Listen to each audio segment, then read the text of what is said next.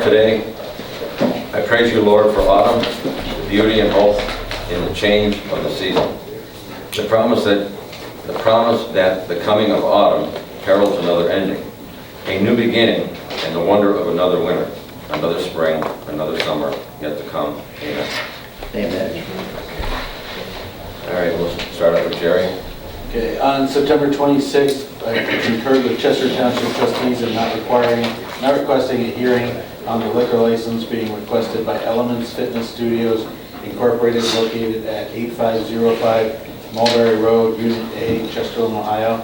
And on September 29th, the Department on Aging, I approved the reclassification of Nancy Niehaus from part-time recreation and education assistant to full-time recreation and education assistant to be effective September 25th, 2023, at a current rate of $16.35 per hour and the completion of her one-year probationary period.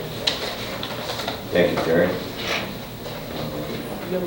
Number two, financials on September 27th, I approved cash transfers from juvenile court to reconcile and close out their 2023 Ohio Department of Youth grants. That's it. Thank you, Jerry. The Commissioner's Office is requesting the Board approve and execute for financials. Jerry, yes, you're here. Yes, I Very am. good. That's fact, like, out of nowhere. Today's financials include a transfer from Metzenbaum from their operating fund to their residential services fund for the waiver match and other locally funded services. Among the vouchers are $104,105 from the Commissioner's Office to Ravenwood Mental Health Center for the fourth quarter youth center operations, $63,428 from the Engineer's Office to Carbo Paving Company for the asphalt resurfacing of Fairmount Road sections A and B, and $27,585.23 from the Sheriff's Office to Motorola Solutions Incorporated for mobile and portable radios and accessories. And there's also revenue certification from Mental Health in the Adams Board Fund to decrease their other revenue account and increase their state revenue grants account for additional revenue to be expected this year. Thank you. Motion on the floor. Oh, I'll make a motion. Second. Commissioner Lenny? Yes. Commissioner DeWolf? Yes. And then number 4 is we are looking at revision number 2 for the 2024 budget hearing schedule, swapping the dog warden and the Board of Mental Health. The dog warden moved from Tuesday, October 3rd to last Thursday. Unfortunately, September 28th, this was one that we had come up. So, and then the Board of Mental Health was moving from Thursday, September 28th to today, October 3rd. So moved. Second. Commissioner Lenny? Yes. Commissioner DeWolf? Yes. Okay, thank you. Great. Thanks, Jason. Sheriff's Office.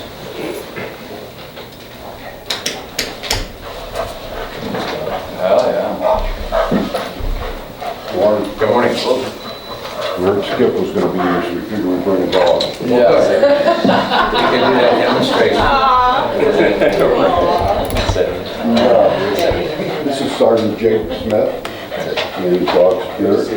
He's been a dog handler for over 11 years. The dog's getting up there in age, and it's time to retire. It looks like he's ready to go.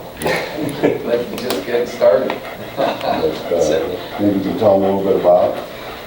Yeah, I've had him since 2012. He's been on the road with me on midnight shift for over 11 years, which is unheard of.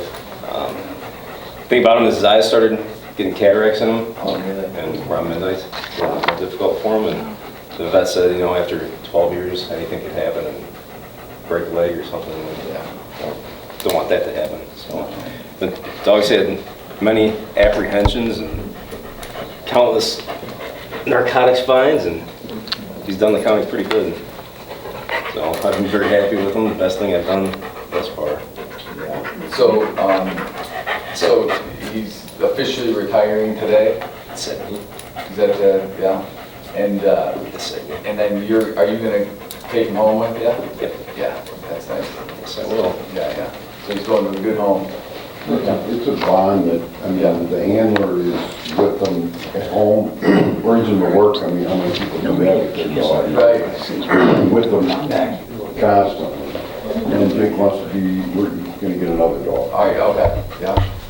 Good, good. So where, is the new puppy on the way, or they start them, or do we get them already pretty much trained up, or do you get them as a puppy? Or? The new one is trained, pre-trained already. Yeah. Just got a lot of work to do with, so far as tracking, Okay, yeah. obedience. Yeah. Well, I had the opportunity years ago with, I think it was some of the local sheriff's departments and PDs and some of the SWAT, FBI SWAT teams, and I got to watch them do the canine training, and somehow I got talked into putting the suit on, the bite suit on, and I was like the bad guy, and they just said, run, across this field. And I was shocked at how fast that thing gets on you, and the pressure they can put on you. But, I mean, beyond that, what a resource they are, and they're so versatile, and not just, chasing people down, but, helping recoveries and, rescues. And, I mean, they're really a valuable asset to have for the county, and we appreciate, all your service and time you put into it, and obviously the dog's gonna go chill out now for a little bit. Go on vacation, yeah. It's definitely a valuable asset to your office. And you totally have like 4 dogs? 3 now. We'll be back up to 4 here 4 hopefully with soon. the- 7. Well, I know a lot of your equipment and the dogs, I think the majority of it comes from donations, correct? Yeah, they're having a fundraiser here in a couple of weeks, and that's what pays to feed them, and vet bills, and board them, and buy them. Yeah, yeah. Well, how do people, if they're interested, how do they make donation? Is there something set up through the sheriff's That's a office? Chardon VFW's doing a fundraiser. Okay. It's a reverse raffle and prime rib dinner, and all the proceeds are coming back to the K-9 program. Excellent, awesome. Good. In years past, the Turgeonville Rotary sponsored a dog, and it's Roto, isn't it? Rotor. Is he still in service? Yes. Okay. And Sergeant Smith actually is in charge of the K-9 program as well for all of our officers. Everything is coordinated through him because he's an experienced handler. Does a fantastic job for the sheriff's office, so we appreciate all his hard work he does. Yeah, I know that's a tight-knit group. That's it. Well, thank you very much. Thank you Appreciate for it. coming in today, and we appreciate that and everything you guys do. Do we have a resolution, or? Yes, this Yeah. is for the agreement for sale and purchase of Spirit, who's retiring, by Sergeant Jason $1. $1, okay. That's a pretty good buy. Make a motion. I'll make that motion. Second? Commissioner Lennon? Yes. Commissioner DeBoer? Yes. Yeah, thank you, guys. Appreciate it.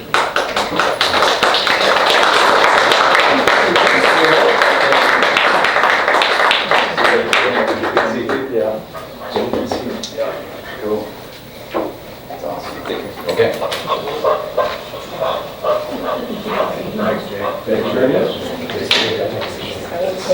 Yeah.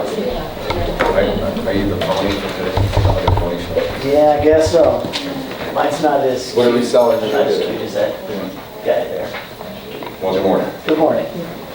Got a few items, we'll kind of go through them one at a time here. Item number 6, the engineer's office requesting the board approve and execute resolution 23-166 to order the asphalt resurfacing of Clarendon Troy Road, County Highway 3, sections D and E in Burton and Clarendon Township.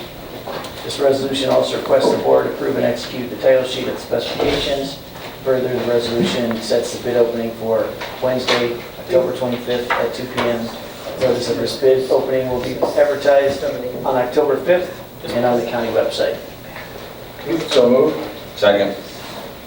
Commissioner Lennon? Yes. Commissioner DeBoer? Yes. Thank you. The next 3 are positive news, final change orders for 3 of our county projects. Item number 7, all reducing the final contract as well. Item number 7, the engineer's office is requesting the board approve and execute change order number 5 and final, decreasing the contract with Marucci and Gaffney for the reconstruction of the Bunniesburg Bridge, BR 0038-0308 in Parkman Township, in the amount of $1,934.38. Okay, so moved. Second? Commissioner Lennon? Yes. Commissioner DeWort? Yes. Thank you. Real quick, that being a township road, Bundiesburg, with the bridge, do you know, is there? Bunniesburg is a county road. Yeah. Oh, It Bundiesburg is? Yep, County Highway 38. Okay, is there, I've had a couple calls on the condition of that road over the years. I know it's a little rough, like heading up, up to 87 there. Is there any, Shouldn't be on Schedule. 38. We resurfaced all of 38 3 years ago, and the only part that wasn't redone was the part that was including the bridge, and that's all been resurfaced with the polymer. So all of Bundiesburg Road is resurfaced. The county, our portion? the whole road is a county road, but it's From all... the bridge all the way to 87? Well, that part running along the county line, Yeah. that becomes a township road. Okay. Yeah, Yeah, yeah, that it's is a little rough. Parkman and Huntsburg. Okay. Okay, but you're saying the county part is, that would be, I guess, south? Yeah, it starts at Nash Mm-hmm. and runs diagonal Okay, across the bridge and up to what we call our 5 points, and Yep. that's when the county ends and the township begins. and that's where the bridge... Yeah, that's where there's some complaints that Yeah. they've had some financial woes to Yep. maintain It's that. getting rough. Yeah. Okay, thanks. Okay. You're Did we finish? You just did 7. Okay, I wasn't sure if they Yeah. voted on Sorry it. to throw you Yeah. off there. That's fine. Item number 8, County Engineer's Office requesting the board approve and execute change order number 1 and final, decreasing the contract with Roniak Paving Incorporated for the asphalt resurfacing of Brakeman Road, County Highway 22, Section A, in Hamden Township, in the amount of $2,004.90. So moved? Second? Commissioner Lennon? Aye. Commissioner DeWort? Yes.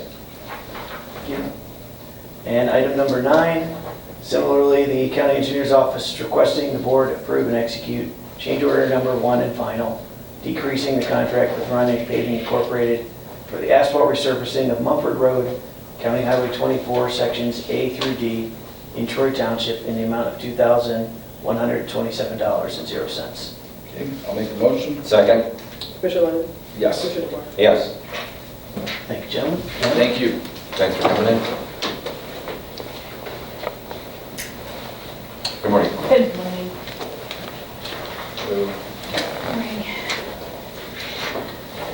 So I'm here requesting the board renew and execute the Ohio Department of Agriculture Office of Farmland Preservation local sponsor certification application for our local agricultural easements for the program for 2024. Good.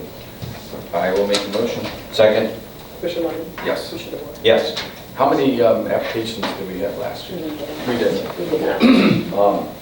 I know We've got 2 people that have expressed interest for in this this year. coming year. Okay. How do we, is there any way to get the word out? We put news releases out there. Okay. And we post it on the website and put Facebook posts out too. Yeah, okay. Very good. Thank you. Thank you. Appreciate it. Good morning. Good morning. Morning. The Department of Aging are requesting the board approve and authorize the county administrator to execute all documents for us to submit to the Western Reserve Area on Aging, a grant proposal for funding for supportive services, nutrition, our evidence-based health programs, along with our Title III family caregiver support programs. And this will be for a 4-year contract. Okay. Very good. So moved. Second? Commissioner Lennon? Aye. Commissioner DeWort? Yes. Thank you. Have a good day. Thanks. Okay, you too. The next item is a request from the prosecutor's office. They're requesting the board join in a joint application to the Common Pleas Court for the appointment of legal counsel to represent individuals who have requested counsel relating to the disciplinary action against Judge Grindel. Judge Grindel's attorney has requested that these individuals have been listed as witnesses in the disciplinary action. So Judge Grindel has requested, or his attorney has requested to depose those witnesses prior to this, and they're requesting outside counsel to represent them during the depositions. Okay, yeah, I mean, I appreciate this being brought to us today, which is nice. Was there a rate provided with, and which attorney, law firm they're going to be using? It's Mr. Attorney Todd Raskin, and in the application it says at the rate of $250 per hour. Okay, and so just to be real clear, this is a separate matter from the matter that was not brought before the commissioners back in September 1st, correct? That is correct. This is the disciplinary action against the judge. But it is the same law firm? Yes, I believe it is. Okay, so there needs to be a clear distinction between the services for one and the other, correct? I mean, as far as billing and all that, that they're bleeding one into the other or something. That is correct. They should be just separately billed. Have we seen any separate agreements? Has there been any, because I know there's no money encumbered for any of these, for any of this yet, correct? There's been no money encumbered for, There's like... been no money encumbered, to my knowledge, for the first one, and this one would be, we would... As soon as we do this. Once we get the court order after the application's been filed, then we would have a letter of engagement with the attorney, and that would get certified. Okay. And the money would be encumbered. Okay, has there been any invoices received by the county yet, that you know of? Not to my knowledge. From Raskin? No. No, okay. I believe the last ones, because I did look at that last week when we were dealing with the other one. I believe the last ones from Raskin were from 2 or 3 years ago. Was the last bills we received. Is there a cap on it right now? And then I have to come back if need be? There is no cap because it's through the court. Okay. Same with this one.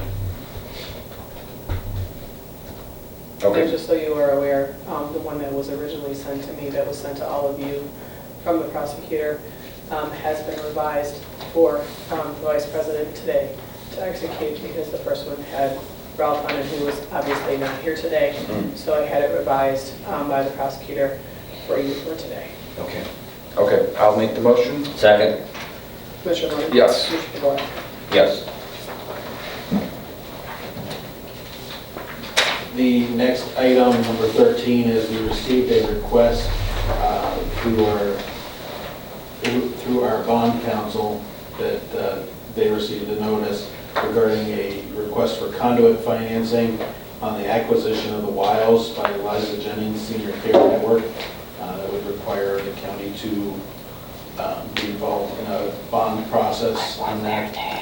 We do have some representatives from Eliza Jennings this year to discuss this a little further, so we can decide whether we want to do it. Morning, how are you? Morning. They sent it yesterday late. I just wonder, when did you request to be on the agenda? We've been talking to Squire Sanders for 3 or 4 weeks. And so we were trying to figure out when we could get on the agenda, and on Friday, they suggested that we send a letter explaining sort of what we were asking for, and that we would have at least a discussion today to answer questions from the commissioner. Okay. And they didn't actually request to be on the agenda. I requested to put this on the agenda so that it could be presented to the board. Okay. Because It was all done through somewhat an of a email from confusing me, process, check through from Squires. And we went back and forth in looking at your time schedule with budget hearings. We finally were able to catch up with Katie on Friday to have a conversation and request the additional information from them on what it was that they were actually looking for doing. It's a revenue bond for an acquisition of the Wiles by Eliza Jennings. Okay. Well, good morning. Good morning. You have the floor. Good morning, commissioners. My name's Gene Colleen. I'm at a law firm Federalis in Cleveland. We've done a number of financings for Eliza Jennings over the years. Rich Boyson is the president of Eliza Jennings. Eliza Jennings is a 135-year-old provider of senior care services that is in the process of finalizing an acquisition of the Wilds here in Geauga County, and would like to use tax-exempt financing to pay for both portion of the acquisition costs and for renovations to the Wilds after the closing of the acquisition. And that requires some assistance from the county, and we've been working with the county's bond council on coordinating that, but the request was made to come and answer questions or give some more background. So we're here to answer questions and give some background. Answer questions. I guess, I'd like to hear what the proposal is. So the way the tax-exempt financing works in Ohio for healthcare organizations is Chapter 140 allows the political subdivisions to issue revenue bonds on a conduit basis, which doesn't incur any obligation or responsibility on the county's part. It just passes through the contractual obligation from the obligor to the lender. There's going to be a single lender here that's going to buy the bond. It already owns, this is Northwest Bank. Northwest Bank already owns some of the Eliza Jennings debt that was done for other facilities. Eliza Jennings operates now in Cleveland and Olmsted, Westlake and Olmsted. Yep. Olmsted Township. And so there's been prior financings with Northwest Bank. So it'll be a single buyer, it won't be a public offering of any kind. Once the documentation gets finalized and the resolution's passed and the tax analysis is completed and opinions given, we're hoping to close later this month in conjunction with the closing of the acquisition from Montefiore. Okay. I'm somewhat familiar, I with the conduit financing approach, but, typically, isn't it done on, new construction and stuff like that? Not on a sale of a existing business. It's more commonly seen. It's authorized under Chapter 140 to do both. Acquisition and construction and renovation are all part of the authorization under Chapter 140. You do often see construction financed this way, Right. But it's authorized either way. Okay. So are you in the process of buying the old Montefiore School on 306 in Bainbridge? Or is this- No. What? Yeah, it's what's the location? it's the Wiles. It's at 16695 Chillicothe Road. Okay. So it's a 122 unit senior living facility. There's 46 acres there, 93 assisted living units, and 29 skilled nursing units. Okay. And as far as there being no risk to the county, I don't know if that's entirely true. I believe it could, there could, if there was a default, potentially, it would still come back potentially on the county's rating. I've heard that. I don't know, we haven't talked to, I haven't explored this in detail yet. Yeah. I just got this last night on my email, I think. Yeah. I'd like to look into this a little further as far as, what exactly we'd be getting ourselves into. I know they make it as simple as we're just a pass-through is what the word we use, but, I would want to be certain that, there is no, impact back on the county in any way. And I haven't really, I read a little bit about it last night, like I said, but I'm not prepared today to decide on it, so. Yeah, there's no action on the agenda today. It was just really a discussion. Okay, yeah. I wanted them, because Okay. it's so complicated, I didn't want to be the person trying to explain it. Right. Yeah. And I know that what research I have done a little bit is that the county has done these before. Okay. With South Franklin Circle with the original Wiles project and with Heather Hill.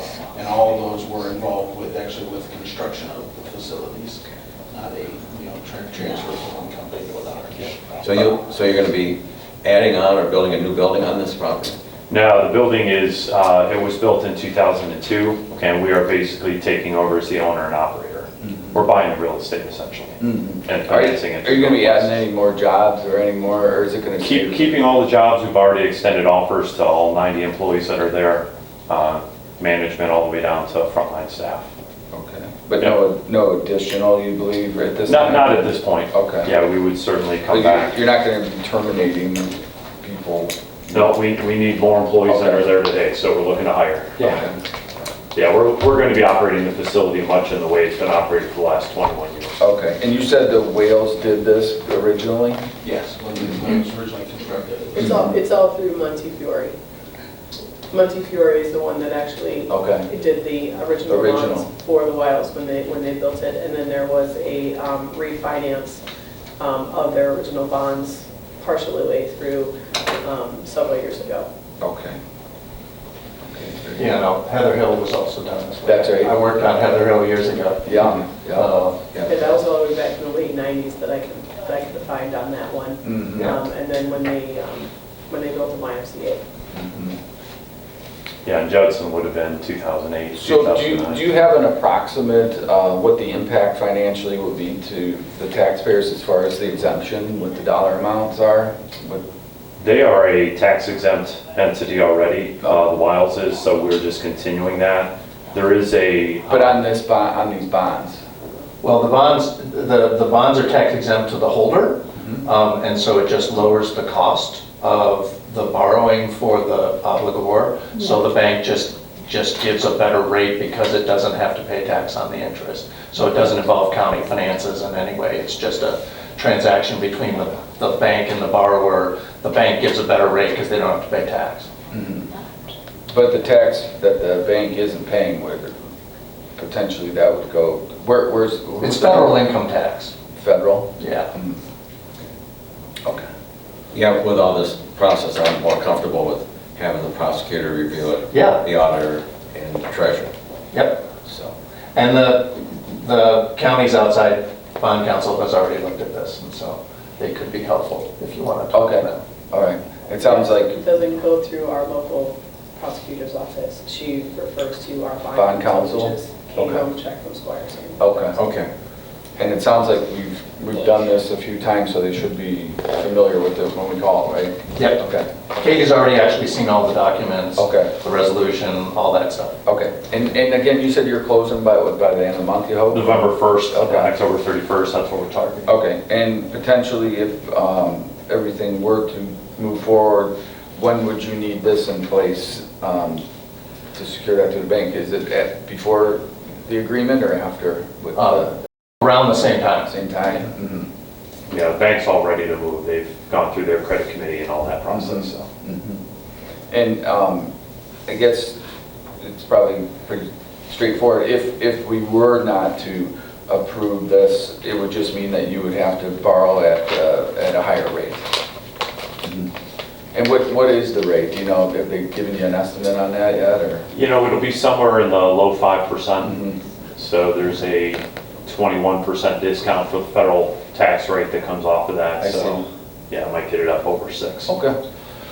Good. Well, if you don't mind, I mean, I'd like to, like you said, there's no action today, but I'd like to review it a little bit and with our legal and with our office, and we'll get back to you here as fast as possible. Yeah, we'd like to, I think the next meeting that they were talking about at Square was the 12th.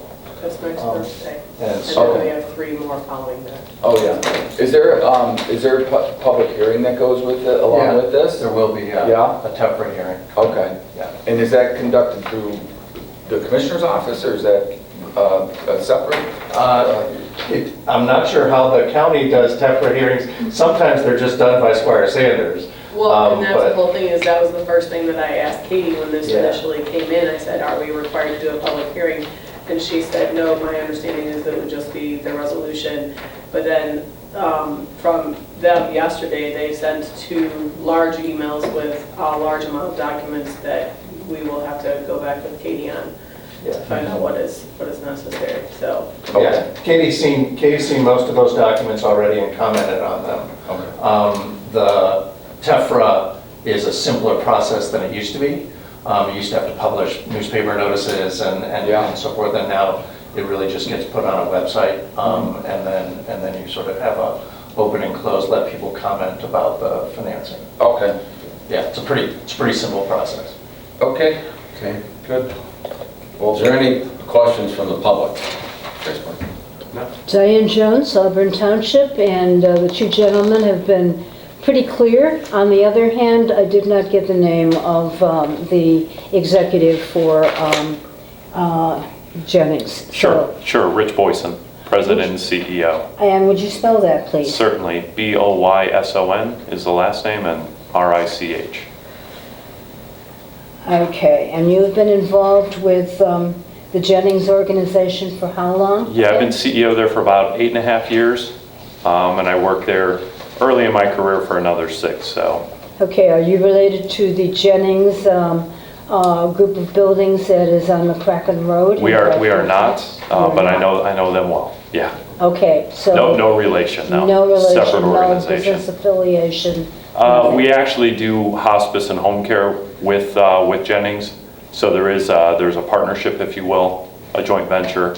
So we have some business with them, but not our core business. It's a separate organization. Separate organization. Okay, Correct. and the first gentleman who spoke, again, Gene Killeen, Yep. is that correct? That's And how do you correct. spell your first and last name, My sir? first name is Gene. My last name is Killeen.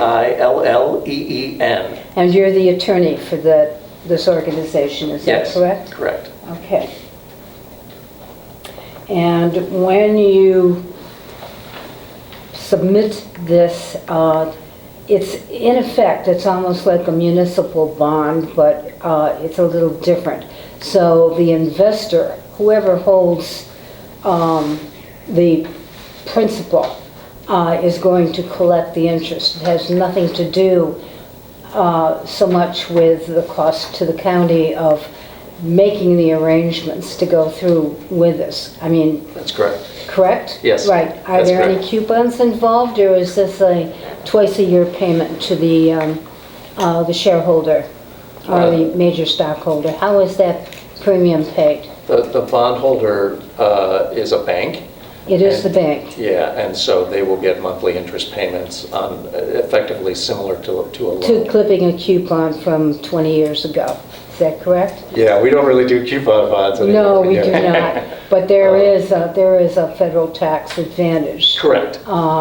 Correct. So, and again, what will the interest rate be if this goes through, given the current market? We think around 5.2%. 5.2 is the best you can get with that? Yeah, Okay, but lots of rate interest... increases in the last 12 months. Okay, and what would it be if you did not have this opportunity? Probably about 1% higher, maybe another 1.25%. So somewhere about around 6.4 or 6.5. Okay, and so people who are trying to buy real estate now, in other words, private homeowners, what would their interest rate be? Because I'm sure that you're aware of that. Would that be considerably more than the 6.4 that you've indicated? I actually don't know. Don't know. Not sure. Okay. Understood. Thank you for your time, Of gentlemen. course. Okay, good. Well, Thank you all. Thanks for coming in. Appreciate Thank it. you very much. Yeah, take care. Anything else? I do. Joint Detention Center meeting, we had to reschedule from September, just because Mr. Lee Worthy was having some issues with his personal family. We are looking at rescheduling that, and we're looking at either Thursday the 19th or Thursday the 26th of October. And this one would be down in Portage County, and she's looking at around the start time of about 11:15. So if you could let me know if either of those days would work for you, so I can get back with her. What date on it? The 19th or the 26th, which are both Thursdays. Okay. I'll And then Township Association dinner is in Montville in November on the 8th. I just need to know if you are interested in attending the I'll be attending. 19th, I think it's no good for me. Okay. But Ralph can cover it, right? Yeah, I mean, Yeah. he's next on my list because this just came in yesterday. And then winter conference registration is open. Prior to November 6th, the full conference registration is $495 this year. After the 6th, it goes to $595. It is in a new location this year, so if you are planning or looking to attend, can you please let me know, because we have to get the travel in place before we can start booking. Okay. We'll let you know before November 6th. I need to know before then, so we For can that. get through the financial portion of it for the travel to be in place. Is it, did you say CCAO or fair? The CCAO. Oh, okay. Yeah. Fair Managers Convention is in January. January 4th. Correct, and that's what I was getting at with my email response back to Paul, is that Thursday, the 4th, will actually be our first commissioners meeting in January, and reorg will be held that day unless you want to schedule the following Monday to do your reorg meeting, because it has to be the second Monday of the month, and the first will be a holiday. Second Monday works better for me. So we would have to schedule a meeting then for Monday the 8th. Okay. But we'll still have to do the meeting on that Thursday on the 4th in the morning. We just won't pull the organizational portion of it until Monday the 8th then. Okay. And then we'll have to reconfigure the following week. Well, and we're going to end up with a lot of Thursdays in January just based on how the holidays are falling. Okay. So that's what I was like, wait a minute. Well, we'll have to get our calendars out and Yes, it'll be figure it a out. lengthy discussion on January. Gary, anything else? The only other thing I had was, I don't know if you both saw the email that was forwarded to you from the letter from Medina County regarding NOACA and climate change, and they wished me to put together some kind of letter from Jogga County and NOACA similar to that, or if you had any other comments. We'll think about it at this time, be under review. Okay. At this time. What was about the information about NOACA? It was a letter that was received from Medina County about their climate, their objection to NOACA dealing with the climate change program. What's Geauga County going to do about it? That's what I was just asking, if the commissioners wanted me to do a letter to NOACA similar to that one or not. What position are you guys taking on it? We'll have to read the letter thoroughly and wait for Ralph to come back, and we'll put something together and formulate a letter. Yeah, for some information, there was another meeting recently. There have been a slew of them, obviously. NOACA's having these community engagement meetings. Name, please. I'm sorry, Tiffany Broadbent. I live in Newberry. So the last two I attended, one was in Bainbridge, and the other one was just last week in Newberry. It was a very small affair. And their moderator was there, asking questions. And I have a special interest in watching how they do these projects. It used to be my career before I was in teaching. I did qualitative and quantitative research projects. So, when I see somebody doing either focus groups or listening sessions, I've done that job before. And also the quantitative piece of it, that's very important. So they claim to be basing a lot of the things that they think on, or that they're supposedly responding to, on community surveys. I've been the person who designs those. I know the tricks. I'm sorry to say it, but I know the tricks that you use to get data that you want. And I see hallmarks of a lot of these bad practices in what this moderator was doing. I don't feel that NOACA is approaching us in good faith when they say they're after community engagement. Personally, my fear and belief is that they're just trying to figure out which noises they can make that would be most effective at getting us to go along. And that's not a good feeling. I have examples of what happened in this meeting that I think were highly unprofessional and reveal where they're really coming from. There was a presentation, short presentation given with some data and graphs. And then there was a portion of the meeting where the moderator said he was going to be writing down what our concerns were and taking them to NOACA. So we had to go off this sheet with predetermined questions. But the questions were extremely narrow. So it was things like, the example I gave is, if I said to my kids, all right, do you want liver and onions or Brussels sprouts for snack? And they checked off Brussels sprouts, then I can't go around crowing, oh, my kids love Brussels sprouts, right? They made one choice that was the lesser of a few evils. It doesn't signify that that's really their interest. So NOACA is doing the same thing with these questions. It's like, which of these 10 things NOACA wants to do you like the least or like the most? And we can only respond within those things. And that does skew the data because many firms will throw out any response to one of those questions that's not on point. So there's no place for us to really chime in what we actually are concerned with. We did try in this meeting. One respondent said, you guys have this idea of what the science is, and we don't think that that's necessarily settled. So the moderator sat there with his pen and said, okay, so I'm hearing that you deny climate change. All right, so that's pretty dismissive. So I tried to gently correct, there are debates about what the problem is, where it comes from, if we're causing it, if it's natural or not, if it's an emergency, etc. He kind of blew past that. Another woman brought up that, you talk about net zero, but we don't have a great definition of what that means. I mean, we're humans, so we're always going to be breathing out, right? Does that get counted somehow in this calculation? Is provision made for this? He's chuckled and said, so I'm hearing that if NOACA enacts their climate plan, then you won't be able to breathe. It was rude, it was dismissive, and it was ridiculous. It really was. Yeah. And so I pointed out, I said to him, his response, I don't mean to belabor it, but his response was really revealing. I said, wait a minute, if you write that down on your page, Geauga County residents think that a climate action plan will keep us from breathing. That's not going to be accurate. And he said, well, I'm not writing down Geauga County. Obviously was not the important part of what I was talking about. Later on, it was brought up that some of their research was done by a firm that you're probably familiar with, ICLI, I-C-L-I, from Bonn, Germany, that is a Marxist organization. And he says, wait, okay, so there's an organization of Nazis. Okay, that's what he was trying to write down. It's really, it's beyond the pale. So I don't feel that they're actually operating in good faith. We're in a catch-22. If we don't show up, then they take that as tacit consent. And if we do, we're just derided and willfully misinterpreted. I know we've said it before, and I think the Medina commissioners are on the same page right now. I don't think there's a future for us in NOACA that's ever going to be positive or even fair for our county. I don't think they want to know what we really want. And I don't think Geogans are comfortable with this.